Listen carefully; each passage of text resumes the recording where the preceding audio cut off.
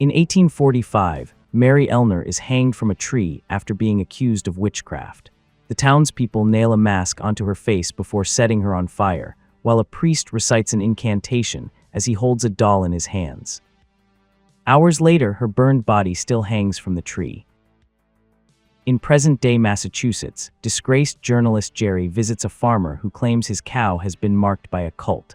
But when Jerry gets closer, he realizes it is just the Metallica logo, so he assumes the farmer's son did it. Suddenly, he hears a strange whispering sound that draws him toward a nearby tree, where he notices something glimmering beneath the sunlight. Jerry reaches inside the tree and finds the burned doll from the beginning, with a tag that reads February 31st, 1845.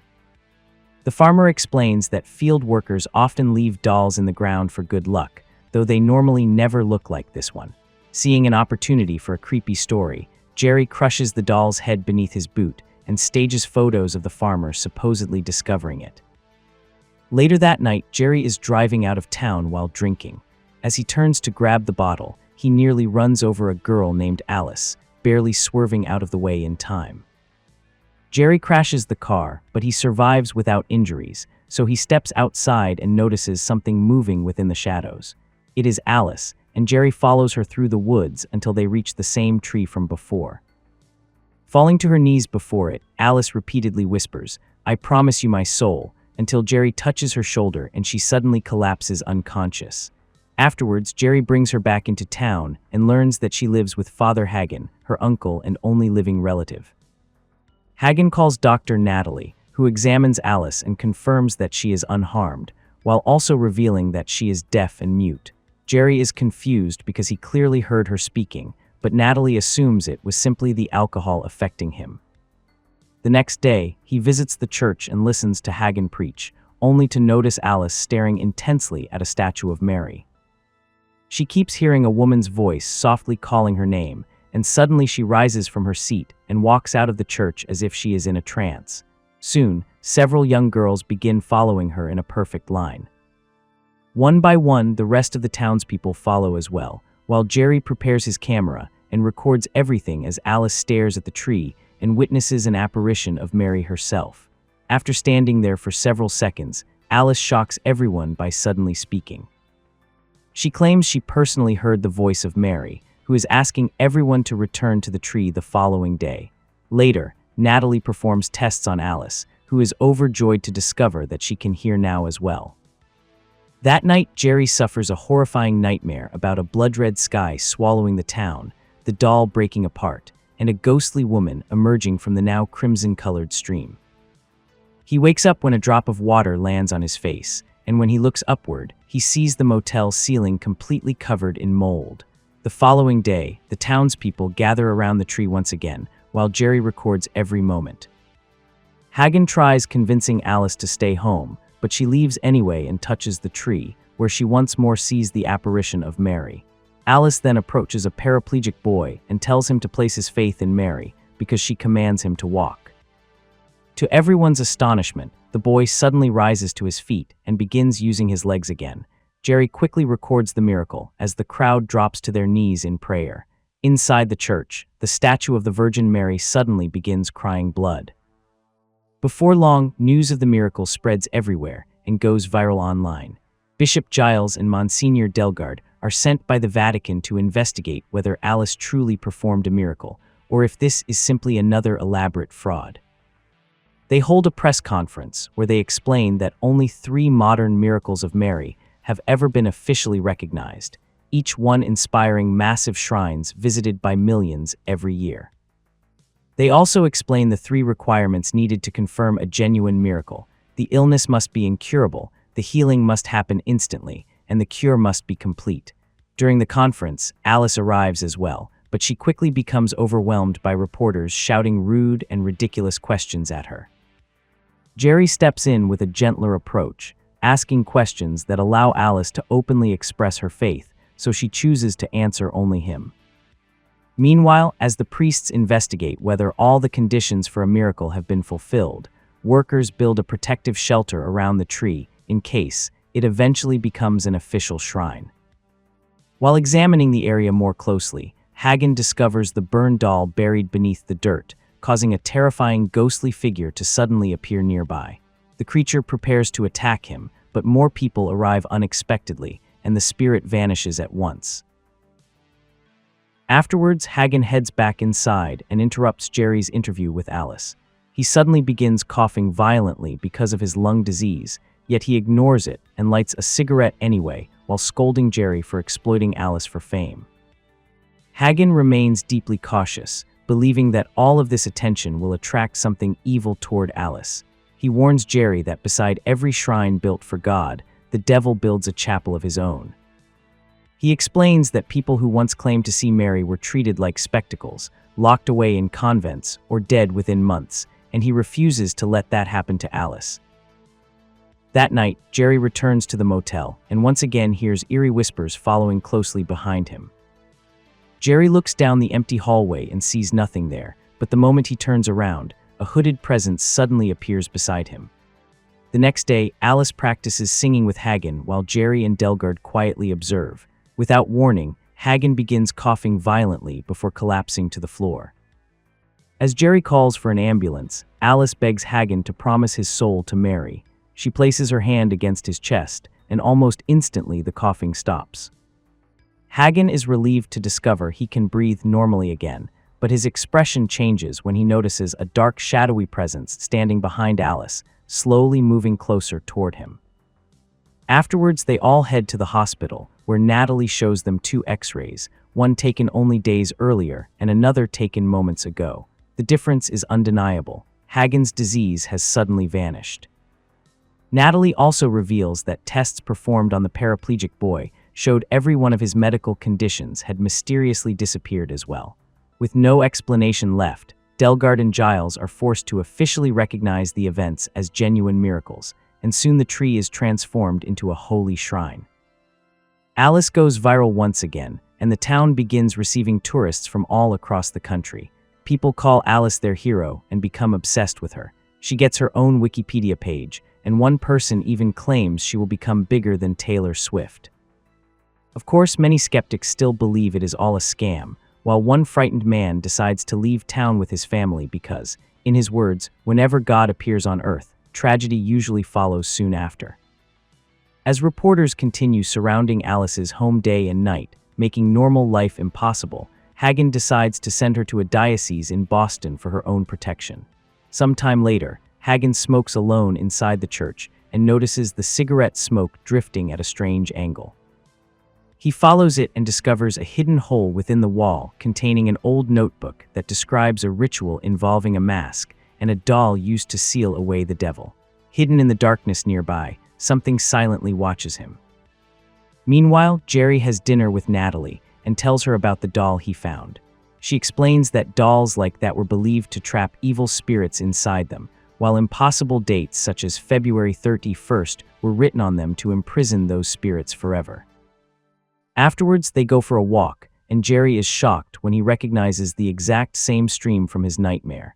Natalie mentions that the church once owned most of the town, and Jerry surprises her by correctly guessing that this happened back in 1845. Curious, Jerry leans toward the water and suddenly sees the ghostly woman from his dream lunging toward him. He spins around in terror, and for a split second almost sees Natalie as the ghost herself. Now deeply suspicious, Jerry decides they need to speak with Hagen immediately. At that same moment, Hagen hears chains rattling inside the church and notices someone entering the confessional booth. He steps inside as well and begins listening to the confession, hearing the voice of a woman calmly speaking about ordinary sins. But then she begins mentioning ruined lives and countless deaths, and her voice slowly grows colder and more terrifying as she announces that she has come for him. Suddenly, a hand slams violently against the wall between them, while the woman claims Satan himself gave her power, and that she was the one who healed Hagen, though she is offended by his doubts. The church lights begin flickering wildly as she describes how she murdered every person who ever tried to stop her. Completely horrified, Hagen rushes out of the confessional and hears the church organ playing entirely by itself. Standing in the middle of the church is a dark hooded figure with a noose hanging around its shoulders. Hagen desperately tries to escape, but the spirit blocks his path and attacks him. When Jerry arrives moments later, he hears strange noises coming from the confessional and opens it, only to find nothing inside. Suddenly, a body swings down behind him from a rope, and Jerry is horrified to discover Hagen hanging dead before him. After paramedics remove the body, Giles privately asks Jerry to keep secret the fact that Hagen supposedly took his own life, since revealing it would destroy the people's faith in the local church. But Jerry refuses to believe Hagen would ever do such a thing. The following day, he visits Alice and explains that Hagen believed evil was always following them, but Alice insists that Mary would never allow anything bad to happen. That night, Jerry returns to the motel and notices every light flickering as the whispers begin again. This time, he sees the ghost standing at the far end of the hallway, though it disappears seconds later. Jerry then reviews all his interview footage and notices something strangely blurred standing beside Alice in several recordings. He slows the footage frame by frame and is stunned when the ghost actually moves inside the frozen image before vanishing again. But when Jerry leans closer to the screen, the ghost suddenly lunges directly toward him, only to disappear once more. The next day, during Hagen's funeral, Jerry speaks with Natalie, who also refuses to believe Hagen ended his own life. Together they search the church basement and discover the notebook Hagen had hidden. Through its pages, they finally learn the horrifying truth about Mary Elner. Mary possessed the ability to heal the sick and claimed the Virgin Mary spoke through her, but anyone who doubted her eventually died. In 1845, the townspeople finally rebelled against her and drowned her inside the stream until she confessed that she served Satan himself. Afterwards, they nailed a mask of the Virgin Mary onto her face and burned her alive, trapping both her ashes and her soul inside the doll Jerry unknowingly destroyed. Worst of all, every person Mary had healed became sick again after her death. Jerry finally realizes the truth. It was never the Virgin Mary speaking through Alice at all. It was Mary Elner. He also understands that the ghost murdered Hagen because he discovered the truth hidden within the notebook. At the same time, Alice interrupts a church service for her uncle and announces that Mary wants everyone gathered at the shrine that very night for a special ceremony.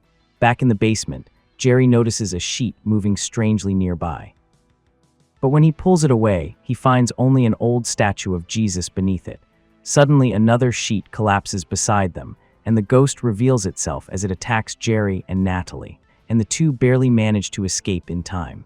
Desperate to warn Alice, they discover that Delgard has already taken her away to avoid the growing crowds outside. Jerry and Natalie drive to Boston, where Natalie attempts to reach Alice at the convent, while Jerry confronts Giles and Delgard with the truth contained in the notebook. Giles admits he already knew everything. Delgard, however, was never informed. Even so, Giles ignores his objections and insists the ceremony must continue because, according to him, a centuries-old diary is not enough proof to stop it. The nuns refuse to let Natalie see Alice, but Jerry uses the opportunity to search through the diocese archives. There, he discovers that before Mary Elner died, she had a child. He also learns that Mary made a pact with the devil to continue living through her descendants, meaning Alice carries Mary's bloodline within her. Suddenly, Jerry loses signal on his phone, and the ancient files containing Mary's confession begin crumbling apart before his eyes. At the same moment, a statue of the Virgin Mary starts breaking apart as well, revealing the ghost hidden inside it. Jerry throws a table in the spirit's path to stop it, but the ghost violently shoves it aside before teleporting directly in front of him. Just then, Delgard appears and begins performing an exorcism, causing the spirit to make the words inside his Bible vanish completely. Even so, Delgard already knows the prayer by heart and continues reciting it while holding up a crucifix, forcing the ghost to disappear at last. Afterwards, Delgard finally agrees to help Jerry stop the ceremony before Alice sacrifices the souls of everyone gathered there. By evening, countless merchandise stands surround the shrine, all profiting from Alice's miracles. Massive crowds gather around the sanctuary, while even more followers watch the ceremony online from around the world. Inside the church, Jerry and Natalie watch as Delgard begins performing the ritual using the doll, hoping to imprison the spirit once again. But every single time he tries to light a match, the ghost instantly blows it out. Without warning, one flame suddenly rises unnaturally high and spreads toward the large cross on the wall, causing it to collapse onto Delgard and kill him. His body bursts into flames as well, while the statues surrounding him begin crying blood. Out at the shrine, Alice's eyes slowly begin changing as she prepares to claim the souls of the crowd. At that moment, Jerry and Natalie rush in, and in a desperate attempt to stop her, Jerry publicly claims that he faked every single miracle. Natalie begins speaking to Alice through sign language, explaining that Mary is a demon and not a saint. While Jerry invents lies about staging the miracles, he also reveals that Hagen did not truly take his own life, and that Giles asked him to hide the truth. Natalie tells Alice that Mary murdered Hagen, causing Alice to finally hesitate as the furious crowd begins shouting against Jerry. Then Mary whispers to Alice, warning her that if she stops the ceremony, she will never speak again. At last, realizing she has been manipulated the entire time, Alice tells everyone that Mary is not real. Instantly, the crowd turns against her, screaming insults and accusations, until suddenly the tree and all its decorations erupt into flames. Panic spreads everywhere as people begin running for their lives. The boy who was healed suddenly loses the ability to walk again, forcing Natalie to carry him to safety. As the fire rapidly spreads, the ghost emerges from the burning tree and makes the flames grow even stronger. Then the spirit removes its mask, revealing a horribly burned face beneath it before touching Giles and instantly burning him alive. Jerry and Alice desperately try to escape, but the ghost repeatedly blocks their path. It burns Jerry's hand before throwing him violently into the flames and badly burning his leg as well. Just as the spirit prepares to kill him, Alice steps between them and takes the attack herself. The ghost drives its freezing hand into her chest, killing her instantly. Because Alice is the final living descendant of Mary Elner, the spirit can no longer survive through anyone, and it screams in agony while fading away into nothingness. A devastated Jerry holds Alice's body in his arms and begs God for mercy. Miraculously, Alice suddenly comes back to life. Sometime later, Jerry, Natalie, and Alice visit Hagen's grave together. Alice can no longer speak, so Jerry has started learning sign language in order to communicate with her. Inside the church, a statue of the Virgin Mary once again begins crying blood. And with this, the movie ends. Don't forget to check out my channel, subscribe, and catch all the latest videos.